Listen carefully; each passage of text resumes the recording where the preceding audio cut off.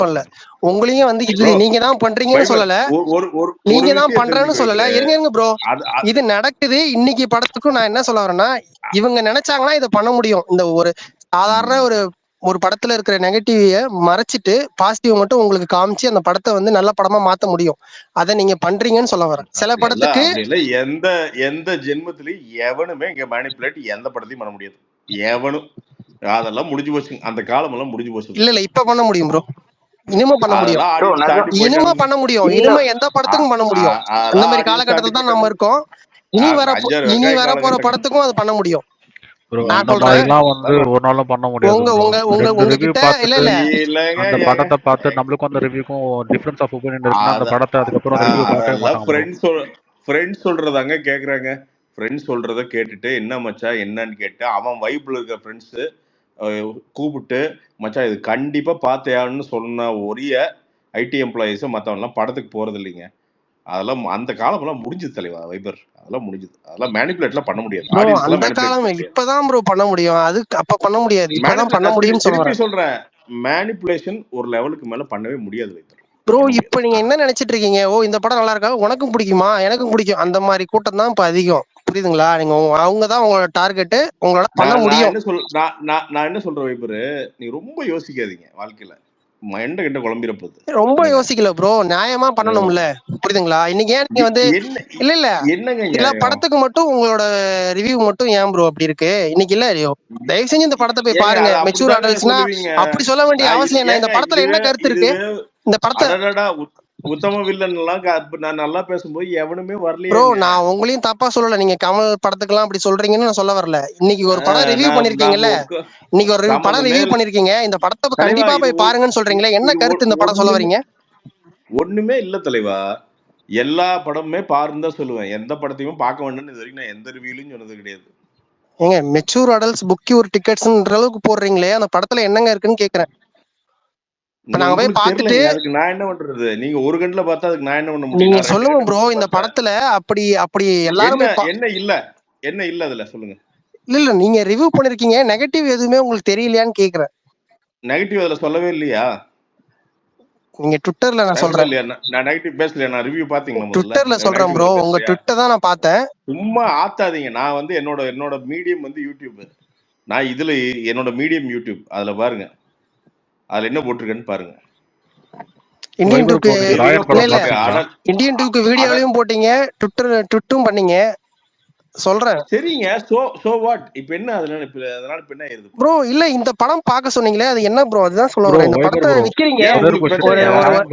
படம் பார்க்க சொன்னா உங்களுக்கு பிரச்சனை அதுல? பார்க்க சொல்றது பிரச்சனை கிடையாது ப்ரோ. அப்படி பார்த்தே ஆகணும்ன்ற ஒரு டோன்ல சொல்றீங்களே, கண்டிப்பா போய் பாருங்க அப்படின்ற மாதிரி. சரி நான் சொல்றேன். உடனே நீங்க போயிடுறீங்களா இல்ல காலையிலேயே போயிடுறாங்களா? என்ன நடந்துருது? அதுதான் ப்ரோ. இதுதான் இரட்டை நிலைப்பாடுன்னு சொல்றேன். ஒரு படத்துக்கு ஒரு மாதிரியும் ஒரு படத்துக்கு, அதான் உங்களுக்கு ஆதாயம் கிடைச்சா ஒரு மாதிரியும், ஆதாயம் கிடைக்கலாம் ஒரு மாதிரியும் பேசுறீங்கன்னு சொல்ல வரேன். இந்தியன் டூக்கு அலையலையா போங்கன்னு சொல்லிருக்கணும். அவ்வளவுதானே? அப்படி சொல்ல வேணாம். படம் நல்லா இல்லன்னு நானே சொல்லிட்டேன். அப்படி சொல்ல வேணாம். இந்தியன் 3க்கு போட்டுறலாம். இல்ல நீங்க அப்படி போட வேணாம் ப்ரோ. படம் நல்லா இருந்தா மட்டும் போடுங்க. அதுதான் சொல்ல வரேன். ஆதாயம் கிடைச்சா ஒரு பேச்சும் எதை ஹைலைட் பண்ணுமோ அதை பண்றீங்க. கிடைக்கலன்னா எப்படி மட்டம் தட்ட பண்ணணுமோ அப்படி பண்றீங்க. ஆதாயத்துக்கு தான் தலைவா மனுஷ வாழ்க்கையே இருக்கு. நடிகன்ல இருந்து அரசியல்வாதில இருந்து பூரா பயில ஆதாயத்துக்கு தான் வாழ்றானே. இதுல நான் என்ன எக்ஸெப்ஷன் ஏதாவது ஆயிருவேனா நானு? அதுதான் ப்ரோ நானும் சொன்னேன். எல்லாருமே அதான் பண்றோம். அது தப்பு கிடையாது. தப்பு கிடையாது ப்ரோ. அது தப்பு கிடையாது. அவங்க வேலை, அது சிறப்பா செய்றீங்க, நீங்களும் செய்றீங்க. ஆனா அது சில படத்துக்கு அது கொஞ்சம் ஹெவியா பண்ணும்போது இந்த படத்துக்கு அதை ஏன் காட்ட மாட்டீங்கன்னு நான் கேள்வி கேட்பேன்ல. இந்த படத்துக்கு ஒரு நெகட்டிவ் எதுவும் சொல்லுங்க ப்ரோ. வைபர் நீங்க ராயன் படம் பாத்துட்டீங்களா இல்லையா? பாத்துட்டேன் ப்ரோ. எனக்கு பிடிக்கல படம். ஃபர்ஸ்ட் ஹாஃப் ஓரளவுக்கு போச்சு. நான் சிம்பிளா ஒன்னு சொல்றேன் ப்ரோ. பிரசாந்த் ப்ரோ வந்து படத்தை புக் பண்ணி பாருங்கன்னு சொன்னாருன்னா, நீங்க படத்தை பார்த்து டிஃபரன்ஸ் புக் பண்ணிருக்கீங்கன்னா அடுத்த இருந்து அவர் ட்வீட்ஸ்லாம் படிக்காதீங்க, அவரை ஃபாலோ பண்ணாதீங்க. சிம்பிள், அவ்வளவுதான். படம் ரொம்ப சிம்பிள். பாத்துக்கிறீங்க, இவ்வளவு யோசிக்க வேண்டாம் ப்ரோ. அவருதான் வந்தோடனே சொல்லிட்டாரு, நான் காசு வாங்கிட்டேன். உங்ககிட்ட ஓப்பனா சொல்லிட்டாரு, காசு வாங்கின படத்துக்கு நல்லா போட்டிருக்கேன், இந்தியன் 3 கொடுங்க நல்லா போறோம்னு சொல்லிட்டாரு. நீங்க என்னன்னா ஒரு வாரமா அது தேவையில்லைங்க. அது தேவையில்லை. அந்த மாதிரி பண்ண வேணாம். அது படம் நல்லா இல்லைன்னா இவங்களே சொல்லிடுவாங்க. நம்மளே சொல்ல போறோம் படம் நல்லா இல்லைன்னா நல்லா இல்லைன்னா சொல்ல போறோம். Boiling water plywood square feet 95 ரூபா. அது வாங்கணும். அதான் நல்லா இருக்கும். அதனால என்னன்னா கொஞ்சம் சில்லாகுங்க. அப்படி எல்லாம் ஏங்க ஆடியன்ஸ் எல்லாம் ரொம்ப தெளிவுங்க. சும்மா எல்லாம் போக மாட்டானுங்க. அவனுக்கு சுமாருன்னா சுமாருங்க. அவ்வளவுதான், தூக்கி வீசிட்டு போயிடுவானுங்க. ரொம்ப எக்ஸப்ஷனுக்கு மட்டும் தான் போவாங்க. அப்படி எல்லாம் போக மாட்டாங்க ஆடியன்ஸ் எல்லாம். அதெல்லாம் மாஸ் எல்லாம் மேனிபுலேட் பண்ண முடியாதுங்க. ஒப்பீனியன்ஸ் வேணா சொல்லாங்க, ஷேர் பண்ணலாங்க. அவன் ஒப்பீனியன் வந்து ஒரு ஒப்பீனியன் வச்செல்லாம் படத்துக்கு போறது இல்லைங்க ஆடியன்ஸ். அவனுக்கு இன்டர்நெட் ஃப்ரீங்க. 4 ரிவ்யூ பார்க்குறான், 3 ஆடியன்ஸ் ரிவ்யூ பார்க்குறான், அதில் ஆடியன்ஸ் என்ன பேசுறான்னு பார்க்குறான், ஃப்ரெண்டுக்கு என்ன சொல்றான்னு பார்க்குறான். எல்லாம் கம்பைன் ஆகி தான் சரி போகலாமா போக வேண்டாமான்னு அவன் முடிவு பண்ணி தியேட்டருக்குள்ள போறானுங்க. ஜஸ்ட் ஒரு ரிவ்யூ பார்த்து எடுத்து டிக்கெட்டை புக் பண்ணி உள்ளெல்லாம் போயிட மாட்டாங்க. அப்படி இல்லைன்னா உங்களுக்கு வேலை இருக்காது இல்ல ப்ரோ?